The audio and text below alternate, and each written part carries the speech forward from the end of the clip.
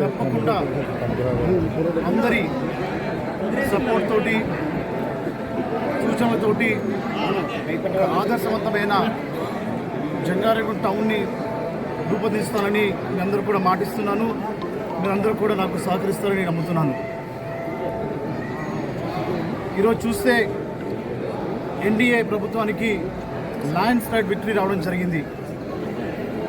మరి ఇలాంటి అలయన్స్, ఇలాంటి కూటమి ఇప్పటివరకు కూడా ప్రపంచంలో ఇంత భారీ మెజారిటీ రావడం ఇదే మొదటిసారి.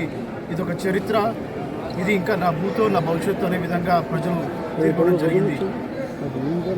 ప్రజలు సంక్షేమం కాదు అభివృద్ధి కూడా కోరుకుంటున్నారని చెప్పి తెలుగుదేశం, జనసేన, బీజేపీ ఉమ్మడి ప్రభుత్వానికి వారు విజయం అందించారు.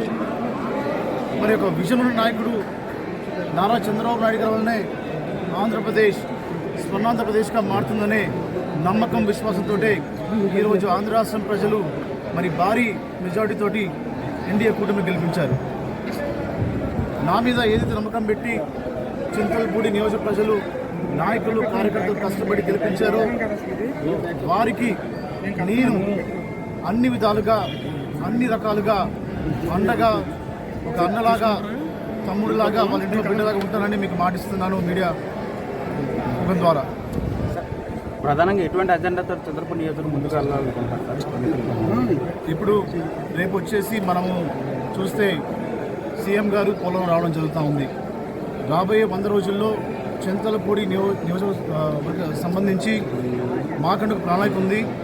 అసెంబ్లీ సమావేశాలు అయిన తర్వాత నేను అఫీషియల్గా ఓట్ తీసుకున్న తర్వాత 100 రోజుల్లో మేము ఏం చేస్తామని కూడా మీకు చెప్తాము. బట్ మీకు మళ్ళీ చెప్తున్నాను, మేము 100 రోజుల్లో ఏం చేయాలో ఆ ప్రణాళిక సిద్ధం చేసుకున్నాము. ఒక్కసారి నేను ప్రమాణ స్వీకారం చేసిన తర్వాత 100 రోజుల్లో మేము ఏం చేయబోతాము, అలాగే నాయకుల్ని, కార్యకర్తల్ని ఈ యొక్క అభివృద్ధిలో ఎలాగా మేము వాళ్ళని దీంట్లో పార్ట్నర్స్గా చేసి చింతలపూడి నియోజకవర్గాన్ని ఎలాగ అభివృద్ధి చేస్తామో మీకు మేము కొన్ని రోజులు చెప్తాము. Okay sir. అలాగే చివరిగా మరి ఎవరైనా కూడా నా పేరు చెప్పి అది చేస్తాం, ఇది చేస్తాం, ఉద్యోగాలు ఇప్పిస్తామని చెప్పినట్లయితే మీరు డైరెక్ట్గా నన్ను అప్రోచ్ అవ్వచ్చు. ఒక కరప్షన్ సెల్ కూడా పెట్టబోతున్నాను.